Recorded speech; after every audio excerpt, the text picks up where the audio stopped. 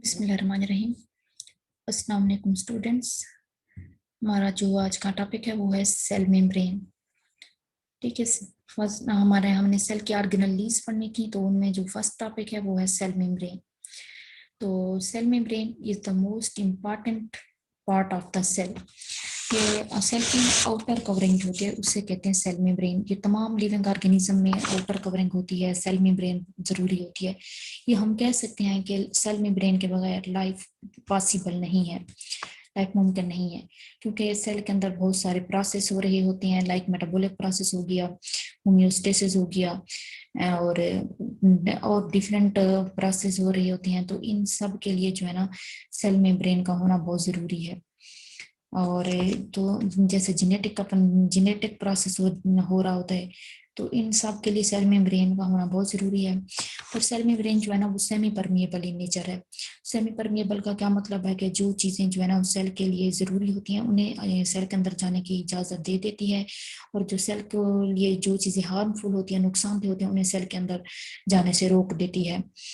तो cell membrane जो है ये जो इंसानी जिस्म है उसमें ये आउटर कवरिंग होती है। और जो प्लांट्स जो सॉरी फंजाई हो गया, बैक्टीरिया हो गया, प्लांट्स हो गया, इनमें सेल मेम्ब्रेन जो है ना ये सेल वॉल के अंदर होती है। सही। और सेल मेम्ब्रेन का काम क्या होता है? मोस्ट इंपॉर्टेंट फंक्शन जो होता है ना, जिस सेल को प्रोटेक्ट करती है डिफरेंट इंजरीज, हार्म्स, क्योंकि जिस सेल के रिजिडिटी भी प्रोवाइड करती है, सख्ती प्रोवाइड करती है, सेल जो है ना टफ टफ रहता है, तो उसका फंक्शंस भी उसकी साख्त जो है ना वो अकड़ी सी रहती है, तो वो काम जो है ना वो जो है वो अच्छी तरह से सर अंजाम देता है। तो इसकी जो है ना दो स्ट्रक्चर हैं, वो मैं आपको डायग्राम है बल्कि उन्हें देखते हैं कि वो क्या है।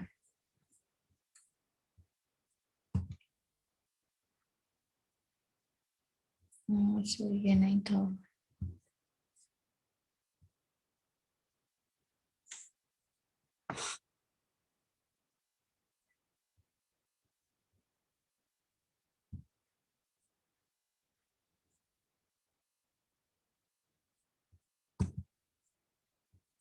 हाँ ये वाली, ये है कि हम ना देखेंगे यहाँ पे कि कंपोजिशन ऑफ सेल मेम्ब्रेन क्या होती है। सेल जिस तरह सेल की कंपोजिशन थी कि सेल किस चीज से मिलकर बना होता है, इस तरह का सेल मेम्ब्रेन की भी कंपोजिशन है कि सेल मेम्ब्रेन किस किस चीज से बनी होती है। इसमें जो प्रोटीन्स हैं वो होती हैं 60 to 80% होती हैं प्रोटीन सेल मेम्ब्रेन के अंदर, और जो लिपिड्स होते हैं वो होते हैं 20 से 40% होते हैं। लिपिड्स में कौन कौन से लिपिड्स हो गए? एक हो गया फास्फोलिपिड्स हो गया, और एक हो गया कोलेस्ट्रोल। और होते हैं कार्बोहाइड्रेट्स। कार्बोहाइड्रेट कितने परसेंट होते हैं? 2 to 10% होता है, मतलब कि 2 से 10% जो है ना उसमें कार्बोहाइड्रेट हो गया, लिपिड्स भी हो गया, प्रोटीन्स भी हो गए। उसके बाद उन्होंने कहा है कि सेल मेम्ब्रेन जो है ना ये सेमी परमिएबल इन नेचर है। सेमी परमिएबल का मतलब होता है सिलेक्टिव इन नेचर। सिलेक्टिव का क्या मतलब होता है कि ये कुछ आयंस हो गए, वाटर के मॉलिक्यूल्स हो गए, ग्लूकोज के मॉलिक्यूल्स होते हैं, जो सिलेक्टिव मॉलिक्यूल्स होते हैं ना जो सेल के लिए वो अहम होते हैं, जिनको सेल को जिनकी जरूरत होती है उनको सेल के अंदर जाने देती है, बाकी सबको रोक देती है, जो कि हार्मफुल होते हैं उनको नहीं जाने देती अंदर। तो वो अब जो सेल मेम्ब्रेन है ना ये मेडअप आप होती है फास्फोलिपिड से। फास्फोलिपिड का क्या मतलब होता है? ये जो है ना आपको गोल दायरा सा नजर आ रहा है इस तरह, ये होता है फास्फोलिपिड्स। ठीक है, इसे कहते हैं, इस पूरे को हम कहते हैं फास्फोलिपिड्स। इसके ये बाइलेयर होते हैं, फास्फोलिपिड बाइलेयर की बनी होती है। एक होते हैं इसका हाइड्रोफिलिक पार्ट, ये वाला होता है, और ये इसकी जो टेल होती है ना ये हाइड्रोफोबिक होती है। हाइड्रोफिलिक का मानी होता है कि ये फॉस्फेट हेड है इसका। फॉस्फेट हेड जो है ना ये हाइड्रोफिलिक होता है, और हाइड्रोफिलिक का होता है मतलब कि ये जो वाटर के मॉलिक्यूल्स होते हैं, ऑर्गेनिक मॉलिक्यूल होते हैं, उनको जाने देता है। और जो टेल होती है ये हाइड्रोफिलिक इन नेचर होती है, और ये फैटी एसिड वगैरह से मिलकर बनी होती है। ठीक है, और ये जो हेड होता है इसे फास्फेट हेड कहते हैं। जो टेल होती है ये फैटी एसिड से मिलकर बनी होती है, जो हाइड्रोफिलिक इन नेचर होती है। बाइलियरा का मतलब ये होता है कि यहाँ पे आपको जिस तरह नजर आ रही है ये है फास्फेट का हेड हो गया, ये भी फास्फेट हेड हो गया। इन दोनों की ये इस तरह अरेंजमेंट होती है कि दोनों की टेल इसकी भी आ गई और इसकी भी आ गई, इस तरह ये बनी होती है, इसकी साख्त होती है।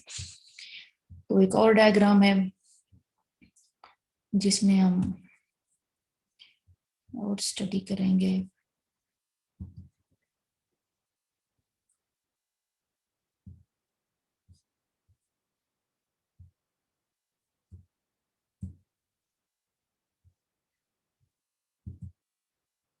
ये वाली।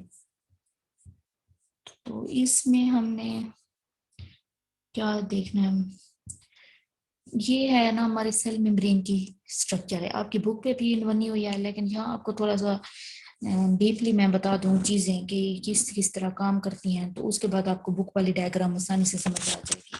आपको जो भी आसान लगे आप वो बना लें। तो सेल मेम्ब्रेन को जो है ना हम कहते हैं fluid mosaic model. Fluid mosaic model का क्या मतलब होता है कि किस तरह जो है ना काम करेगा, इस पूरे को कहते हैं फ्लूइड मोज़ेक मॉडल। फ्लूइड का मतलब होता है कि जो जो फास्फेट हेड है ये जो है ना फ्लो करते रहते हैं, फ्लोट फ्लोट मतलब कि तैरते रहते हैं, तो इसे कहते हैं फ्लूइड।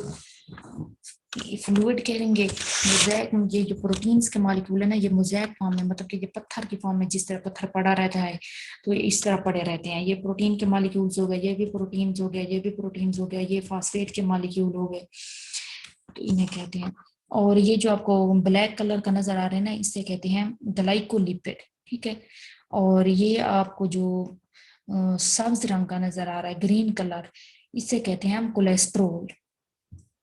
कोलेस्ट्रोल जो होता है ना ये सेल को रिजिडिटी देता है, कि मतलब कि सेल को सख्त सख्त कर देता है कि सेल सिकुड़े ना, कि कोलेस्ट्रोल जो है ना सेल को सिकुड़ने नहीं देता, रिजिडिटी प्रोवाइड करता है। और इसका काम होता है, ये जो है ये वाले ग्लाइकोप्रोटीन में मॉलिक्यूल्स हो गए, ठीक है, इन्हें प्रोटीन के मॉलिक्यूल्स कहते हैं। ये इस तरह चैनल्स बनाते हैं प्रोटीन्स के मॉलिक्यूल, ठीक है। इसके अंदर एक साइटोप्लाज्म भी मौजूद होता है। तो अब हम देखते हैं कि जो सेल में कार्बन डाइऑक्साइड हो गया या ऑक्सीजन हो गया ये होते हैं इनऑर्गेनिक इन नेचर। तो जो हमारा जो फास्फेट हेड है ये भी इनऑर्गेनिक इन नेचर है। तो ये जो मॉलिक्यूल्स होते हैं ये यहाँ से आते जाते रहते हैं, इनका चैनल यहाँ से होता है, फास्फेट हेड से आते जाते रहते हैं। तो जो होते हैं हमारे पास ग्लूकोज हो गया, वाटर के मॉलिक्यूल्स हो गए, आयंस हो गए, ये यहाँ से आते जाते हैं। प्रोटीन के अंदर एक चैनल बना होता है, यहाँ से आते रहते हैं, क्योंकि ये ऑर्गेनिक इन नेचर होते हैं। और ये जो इसकी टेल है ये इनऑर्गेनिक इन नेचर होती है, तो ये यहाँ से नहीं गुजर सकते, इसलिए ये यहाँ से इनका चैनल बना होता है, ये यहाँ से गुजरते हैं सेल के अंदर, ठीक है। सेल को जिन जिन चीज की जरूरत होती है वो सेल में ब्रेन उनको जाने देती है अंदर, और जिन चीजों की जरूरत नहीं होती उनको अंदर नहीं जाने देती। तो आपकी बुक में ज्यादा डिटेल से स्टडी नहीं है, ये मैंने आपको समझाने के लिए थोड़ा सा बताया कि सेल में ब्रेन की इस स्ट्रक्चर होती है, इस तरह उसके ये फंक्शंस होते हैं या काम होते हैं। आपकी बुक में जस्ट सिंपल सा बताया हुआ है। तो अब बुक्स में देखते हैं कि वहां पे क्या बताया हुआ होता है।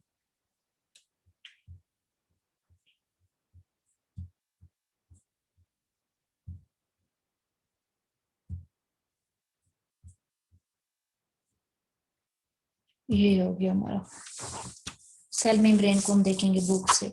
Cell membrane it is the outer covering of the cell, ठीक है। ये सेल की सबसे आउटर कवरिंग होती है। It is very thin in nature, about 8 to 10 nanometre, मतलब कि ये ना बहुत पतली होती है। तो इसकी जो मोटाई कहेंगे ये इतनी पतली होती है कि 8 से 10 नैनोमीटर इसका डायमीटर होता है। स्ट्रक्चर क्या है, it is lipid bilayer in nature होती है, in which carbohydrates are sandwich and proteins are also embedded in it. सही है, ये आपको बुक की डायग्राम नजर आ रही है। ये कहते हैं लिपिड बाइलेयर की बनी होती है, इसमें लिपिड की 2 लेयर होती हैं, एक ये लेयर आपको नजर आ रही है, एक ये लेयर आपको नजर आ रही है। और ये जो प्रोटीन के मॉलिक्यूल हैं इन 2 लेयर्स के दरमियान एम्बेडेड है, ये वाले इसको कहते हैं ये। तो अब यहाँ पे चलो आगे हम देख लेते हैं फिर इस डायग्राम को, यहाँ से भी मैं आपको समझा दूंगी कि कौन कौन सा काम है और क्या है इसका। ये जो है ना आपको यहाँ पे जो नजर आ रहे हैं इसे कहते हैं extra cellular surface of the membrane. ये मेम्ब्रेन की सबसे ज्यादा आउटर मोस्ट जो बाउंड्री होती है, आउटर मोस्ट स्ट्रक्चर आपको नजर आ रही है उसे कहते हैं कार्बोहाइड्रेट ग्रुप और ग्लाइकोप्रोटीन, कार्बोहाइड्रेट ग्रुप और ग्लाइकोलिपिड, ठीक है। ये ग्लाइकोलिपिड के मॉलिक्यूल होते हैं, ये लिपिड के मॉलिक्यूल हैं। ये जो आपको इस पर्पल कलर में नजर आ रहे हैं ना इसे कहते हैं ग्लाइकोलिपिड मॉलिक्यूल। और ये जो आपको एक पत्थर की तरह ये नजर आ रही है ग्लाइकोप्रोटीन के मॉलिक्यूल है, ठीक है। और ये कहते हैं कि membrane split into layer freeze fracture electron microscopy. जब मेम्ब्रेन की लेयर्स होती है ना, एक लेयर ऊपर उठा लेंगे एक नीचे, तो उसके अंदर जो है ना छोटे छोटे इस तरह आपको डॉट्स नजर आ रहे हैं, ये इलेक्ट्रॉन्स हैं। इलेक्ट्रॉन माइक्रोस्कोपी की स्ट्रक्चर होते हैं मेम्ब्रेन के अंदर। Intracellular surface of the membrane है, ठीक है। ये मेम्ब्रेन के अंदर का स्ट्रक्चर आपको दिखाया हुआ है। उसके बाद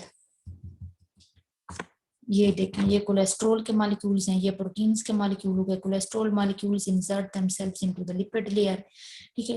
लिपिड लेयर के अंदर इसलिए आते हैं कि कोलेस्ट्रॉल के मॉलिक्यूल होते हैं इनऑर्गेनिक नेचर, और ये जो टेल होती है ये भी इनऑर्गेनिक नेचर होती है, इसलिए कोलेस्ट्रॉल जो है ना यहाँ पे इम्बेडेड हो जाता है, यहाँ आ जाता है। Lipid tails form the interior layer of the membrane, ठीक है। ये लिपिड, ये टेल्स होती है इसकी, तो ये अंदर की तरफ ये अंदरूनी स्ट्रक्चर बनाती है सेल मेम्ब्रेन का। और ये हमारे पास फास्फोलिपिड हेड है, ठीक है, इसे कहते हैं phospholipid head face aqueous the intracellular and extra cellular compartment. ये इंट्रासेलुलर को भी फेस करता है और एक्स्ट्रा सेलुलर जो सब्सटेंस आते हैं उनको भी फेस करता है, ठीक है, इससे कहते हैं। उसके बाद है इसके functions.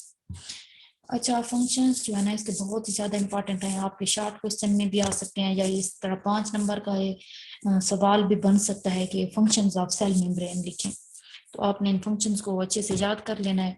It provide the passage of water soluble substance, ठीक है, कि जो सेल होते हैं उससे वाटर की बहुत ज्यादा जरूरत होती है, तो ये वाटर को अलाउ करती है, गुजरने देती है, जो कि प्रोटीन का चैनल्स था वहां से वाटर गुजरता है।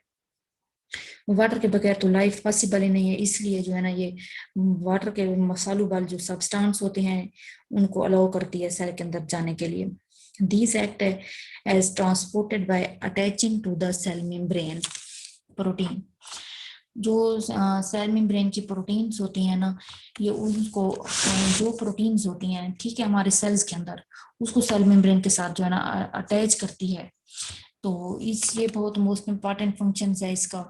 उसके बाद permit the passage of ions and molecules outside the cell, ठीक है, जो सेल के अंदर आयंस या मॉलिक्यूल्स होते हैं उनको बाहर भेज देती है, मतलब कि ये ओपन हो जाती है, तो जो हमारे पास आयंस हो गए, मॉलिक्यूल्स हो गए, वो सेल से बाहर चले जाते हैं, क्योंकि वो सेल की जरूरत के लिए नहीं होते, या सेल को नुकसान भी पहुंचा रहे होते हैं, फ्री मिकदार में पड़े होते हैं, तो उनको ये सेल मेम्ब्रेन जो है ना वो बाहर भेज देती है। It protect the cell organelles, ठीक है, ये सेल मेम्ब्रेन जो होते हैं ना आउटर मोस्ट बाउंड्री होती है, और सेल के अंदर जितनी भी पार्ट्स हैं, ऑर्गेनेल्स हैं, छोटे छोटे ऑर्गेनेल्स पाई जाते हैं, जैसे माइटोकॉन्ड्रिया हो गया, एंडोप्लाज्मिक रेटिकुलम हो गया, इन सब की ये प्रोटेक्शन करती है। या तो ये कोई चीज जिस तरह जोर से लगती है ना तो सेल को नुकसान पहुंचता है, ये उससे भी सेल को प्रोटेक्ट करती है, कि मतलब कि सेल को कोई जख्म नहीं लगने देती, या सेल को इंजरी से बचा लेती है। तो सेल की हर किस्म की प्रोटेक्शन जो है ना वो सेल मेम्ब्रेन ही करती है। Some carbohydrates in plasma membrane are helpful for binding of hormones.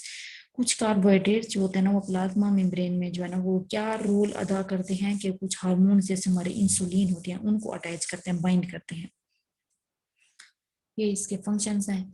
आपने जस्ट एक एक मोस्ट इम्पॉर्टेंट पार्ट जो है ना वो याद कर लेने हैं, कि आप passage of water soluble substance हो गया, आपने ये याद कर लेना है, और ये याद कर लेना है कि ये प्रोटीन्स को अटैच कर लेती है, या ये आयंस और मॉलिक्यूल्स को सेल के बाहर भेज देती है, और सेल की प्रोटेक्शन करती है, या सेल को रिजिडिटी प्रोवाइड करती है, और हार्मोन्स की बाइंडिंग में बहुत अहम रोल अदा करती है। ये थे हमारा सेल मेम्ब्रेन, जो मोस्ट इम्पॉर्टेंट फंक्शंस है, फिजियोलॉजी का पार्ट है, तो आपने इसे बहुत अच्छे से याद करना है।